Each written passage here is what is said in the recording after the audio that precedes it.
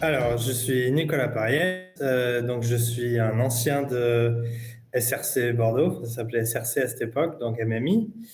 Je suis designer et développeur, donc maintenant ça va faire presque 15 ans que je suis dans le secteur, on va dire. Et donc j'étais à Paris, je travaillais en agence, j'étais freelance, et à Paris, il y a pas mal de business qui est autour du luxe et de la beauté. Et à un moment, j'étais un peu perdu, en quête de sens. Et j'ai trouvé ce projet qui s'appelle Precious Plastic, qui est autour du recyclage du plastique, qui crée des machines open source. Et j'ai fait du volontariat là-bas. Et en fait, j'ai changé ma carrière pour me réorienter vers des projets, en fait, aider des projets qui pour moi font sens. Et à ce moment-là aussi, j'ai retrouvé en fait du sens dans mon métier de designer, en trouvant, euh, c'était déjà dans l'air, mais en tout cas, me rapprocher de l'éco-conception. Voilà, et donc c'est à ce moment-là que j'ai commencé le studio Hello, où je design et je conçois des sites éco-conçus, mais aussi la grosse partie, en fait, c'est aider des projets qui font sens. Parce que l'éco-conception ne fait sens que si elle accompagne des projets qui vont dans le bon sens. Faire un Oui, c'est clair. projet, un site éco-conçu pour Total n'a aucun intérêt. Voilà et je vis au Portugal depuis Oh, 3 ans presque. L'éco-conception, c'est juste bien faire son travail, à mon sens. C'est un peu, en fait, j'essaie de faire le parallèle avec d'autres pratiques du design. Par exemple, faire des vêtements. On peut être Shine ou H&M, mm. faire les habiller en Chine ou au Bangladesh et faire que ce soit de la fast fashion. Mais on peut aussi faire de la mode en France, bien faite, les gens sont bien payés, etc. Donc pour moi, l'éco-conception va dans ce sens-là. C'est ça en fait, c'est mieux faire les sites internet parce que euh, en fait, il y a un problème si on parle vraiment éco-conception de site internet. En fait, si on regarde la courbe d'évolution de la vitesse d'internet, du débit, en fait, elle augmente, mais la vitesse de temps de chargement des sites, n'augmente pas. En fait, ça vient du fait que les sites sont de plus en plus lourds. Donc, il y a toutes ces tendances avec les sites Awards ou FWA à faire des sites avec plein de 3D, enfin des trucs jolis pour des gens qui ont les derniers MacBook. Euh, mais ça, bon, c'est joli. C'est, on va dire, ce qu'on pourrait faire de mieux, entre guillemets, dans le web, en termes de performance. Non, même pas de performance, mais d'esthétique ou de performance visuelle. Mais en fait, ça sert qu'une minorité des gens et il y a plein de gens pour qui c'est pas accessible. Euh, donc faire des sites éco-conçus, ouais, c'est faire en fait des sites déjà utiles qui vont dans une démarche, on va dire, soutenable, qui supportent des projets soutenables et bien faits, quoi, qui soient compatibles avec euh, des vieilles machines, on va dire, des vieux devices. Parce que ça, c'est très important aussi, c'est-à-dire que ce qui est le plus important dans l'impact du digital, c'est la fabrication des machines. Et en fait, si les gens ils ont l'impression que le site il rame, en fait, ils vont pas se dire que ça vient du site, et ils vont se dire que ça vient de leur machine. Donc, ils auront tendance à changer leur machine. Donc, faire un site éco-conçu, faire un site léger, c'est aussi prendre en compte les anciens téléphones ou ordinateurs. Euh, alors premièrement, ça dépend du projet. Je serais, en fait, si c'est pertinent de faire un site Hello World avec plein de 3D pour un client pertinent, à mon sens, enfin, qui a une bonne démarche. Pourquoi pas? Mais bon, prenons le cas qu'il me demande, mais en fait, je resterais plus enclin à dire, bon, déjà, c'est pas ma spécialité. Je fais pas des sites à la Awards, même si je tends à me dire que j'aimerais bien que les sites que je fais soient crédités sur Awards et que Awards crédite ce type de site. Euh, mais en fait, je dirais déjà, est-ce que vous en avez besoin? Mais vraiment, se dire pourquoi.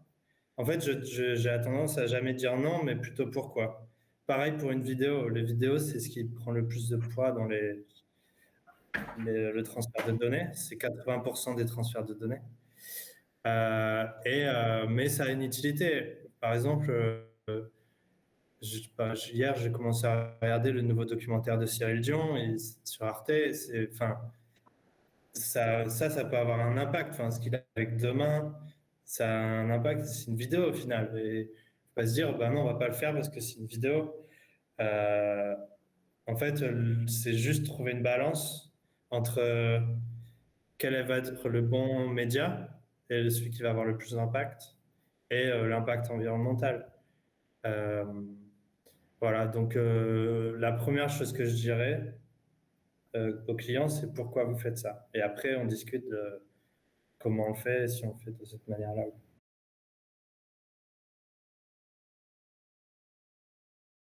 Alors, pour poser les sites, bah, le premier outil, c'est la console, enfin, les outils de dev dans les navigateurs. En fait, avec un raccourci ou avec le menu, vous pouvez faire, si vous faites clic droit sur une page, vous pouvez faire inspecter cette page et du coup, il y a un petit menu qui s'ouvre et il y a un tab réseau. Vous pouvez en fait voir le nombre de data transférées. Donc ça, c'est le premier truc. Et après, vous pouvez voir quelles différentes catégories de données, genre images, script. Donc déjà, vous pouvez voir ce qui se passe dans le site. Par exemple, les images, vous pouvez voir si elles sont dans quel format elles sont envoyées à l'utilisateur. Si c'est JPEG ou si c'est un format plus moderne, genre WebP, qui est beaucoup plus efficace en termes de compression. Donc ça, c'est vraiment le premier outil que j'utilise. Après, en fait, la démarche d'éco-conception, c'est pas que l'impact sur la transfert de données. En fait, c'est beaucoup plus large. Ça va jouer, mais comme en fait, le sujet de la cause climatique, en fait, c'est pas juste les émissions carbone, c'est aussi la justice sociale, justice environnementale. Enfin, il y a plein de choses. Éducation des femmes, enfin, des femmes et des jeunes femmes. Euh, il y a plein de sujets en fait. Ça. Et donc dans ça, par exemple, il y a aussi l'accessibilité. Si on va sur le web, être sûr que ces sites soient le plus accessibles possible. Euh, il y a il y a aussi moi j'utilise en fait des outils. Je me base sur des technologies qui étaient déjà là il y a 10 ans, qui donc pour moi il y a des chances qu'elles soient encore là dans 10 ans. Par exemple PHP.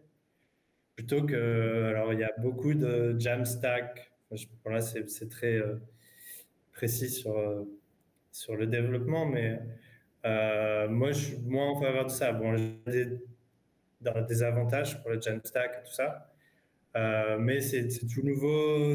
Enfin, il y en a de partout. Il y a de nouveaux frameworks tous les jours. Et en fait, je sais pas trop si ça c'est très durable dans le temps. Par exemple, si tu dois reprendre un projet dans 10 ans, est-ce que ça sera toujours d'actualité? Alors que PHP, bah, c'était déjà là il y a 10 ans, il y a toujours des gens qui le font maintenant. Donc il y a cette partie de résilience aussi du code. Utiliser des,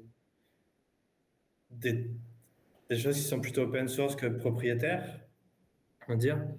Euh, il y a une autre partie que moi je suis très sensible aussi, c'est en fait, la résilience d'Internet en lui-même. C'est-à-dire que Maintenant, par exemple, là, on utilise Google.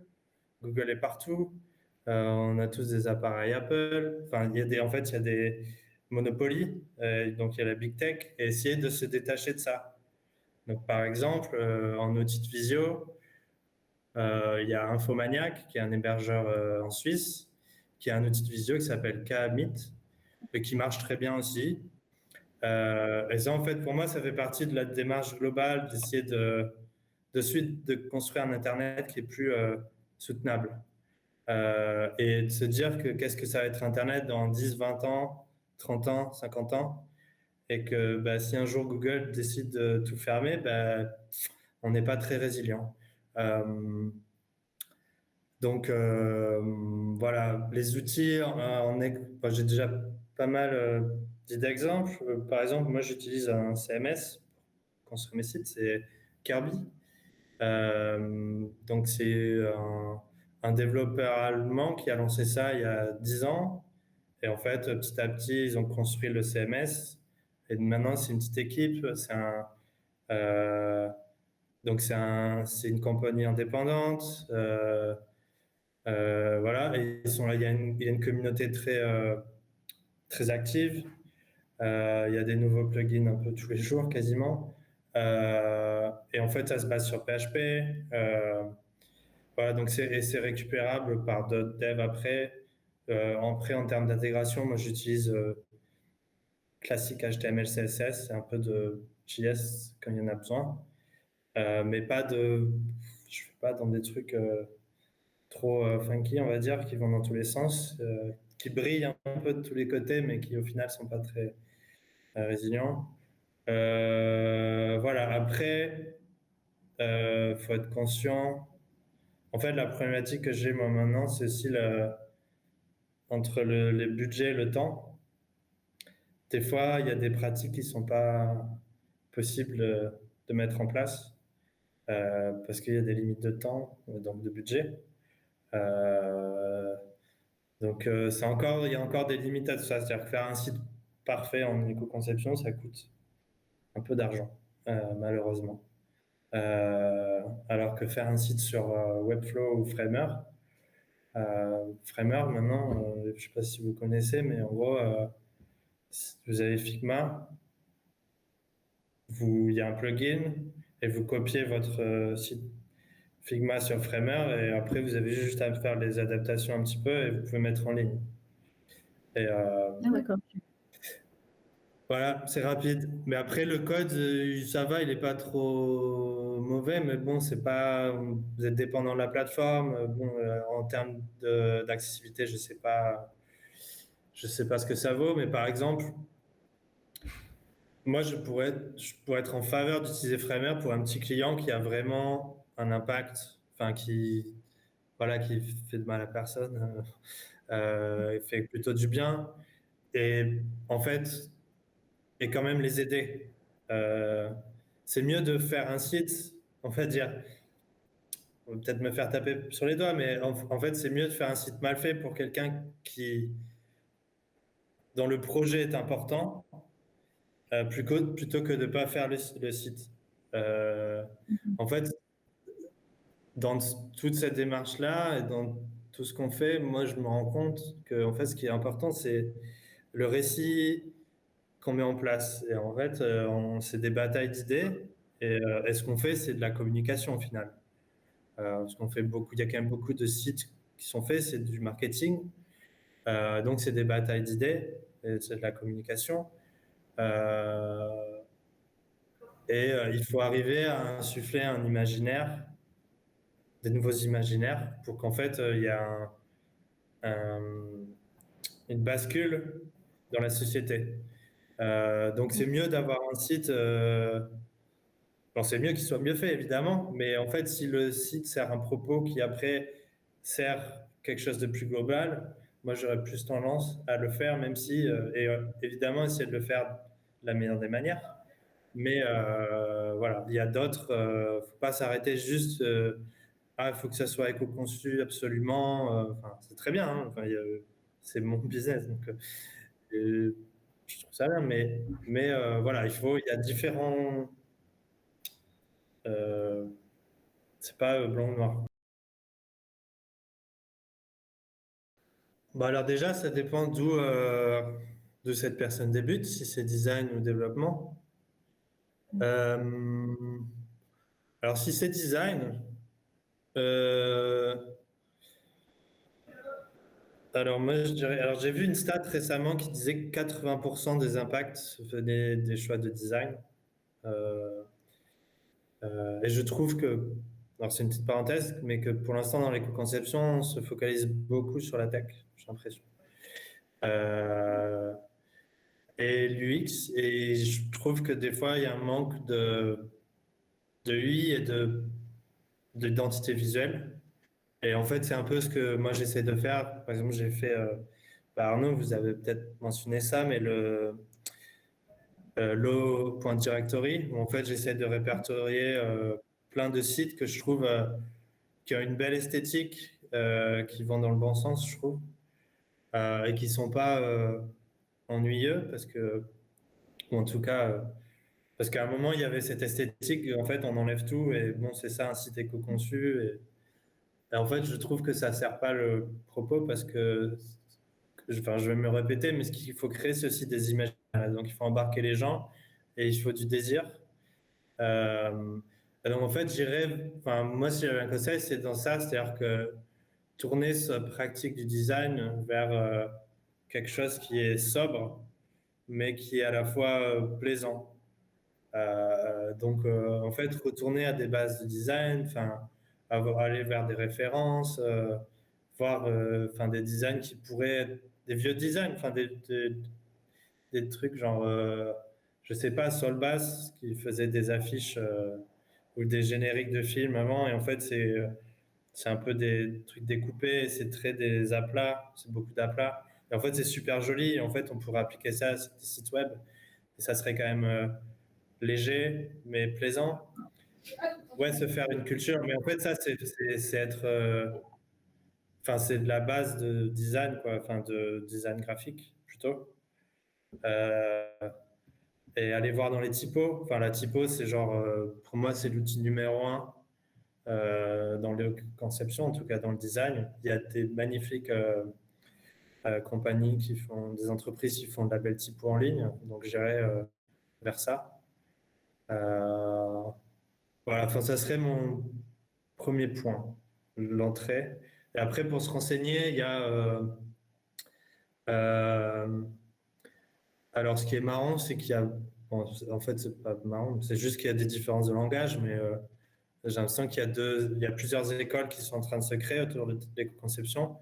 Il y a la France, mais parce que tout le monde parle français. Et je trouve qu'en fait, c'est fermé un peu.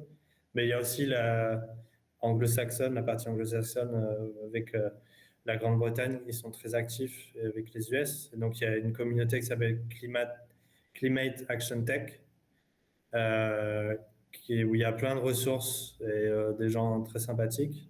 Et il y a aussi une communauté en France qui est très active, euh, dont Arnaud fait partie avec Noetia et Reboot. Voilà. Donc j'irai vers ces deux communautés, me renseigner un petit peu, parler avec des gens, rencontrer des gens, euh, voilà, voir ce qui se fait et suivre, en fait, lire par exemple Cotier aussi, qui est intervenu lundi. J'ai regardé la conférence. J'ai beaucoup aimé ce qu'il a dit, notamment sur parce qu'il y a une tendance à tout mesurer et dire ah, un site fait 0,5 grammes de CO2 par visite, qui en fait, enfin c'est bien la mesure quoi, parce que du coup on peut améliorer les choses, mais en fait ça veut rien dire quoi. Enfin 0,5 grammes par visite, c'est rien quoi. Voilà, donc bah, se renseigner et ouais se former, apprendre, faire des erreurs, parce que c'est comme ça qu'on apprend. Et après essayer de pas faire les projets pour enfin des choses qui n'ont pas de quoi. Enfin, mais après c'est difficile hein.